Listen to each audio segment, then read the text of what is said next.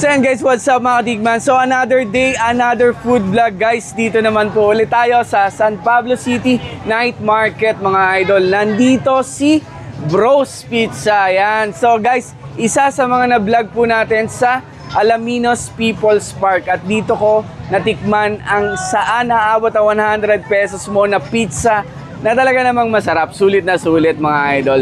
So sa kasarapan ng kanilang pizza guys, marami po silang branches from Alaminos, Tanaawan, hanggang Santo Tomas, at open sila for reseller yan mga idol. So meron din sa Padre Pio. So kung gusto nyo mag-reseller, contact nyo lang si Bros Pizza. No? So pakita ko sa inyo yung mga flavor na nandito sa kanila. Ito ang beef mushroom. Yun no. Guys, ang nakakatuwa dito, naalala ko pa nung dati, yung cheese niya talagang nagme-melt yan. No? Yun no. Sobrang init oh. Wow. O diba? Guys, umahawas yung cheese. Yun. Yan ang Bros Pizza mga idol. So guys, ito yung hindi ko natikman dati. Dito meron sila ngayon kasi lagi ngang ubos. Ito yung alang sisig na flavor. Wow. May siling green or may siling lara. Ayun. Ito yung excited ako eh.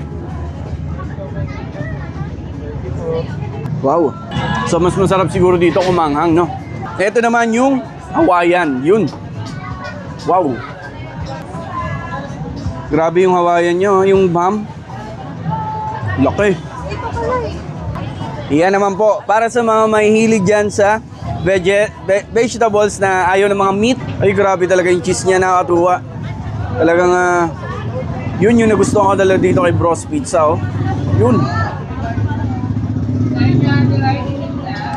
At eto naman yung kanilang bacon, guys.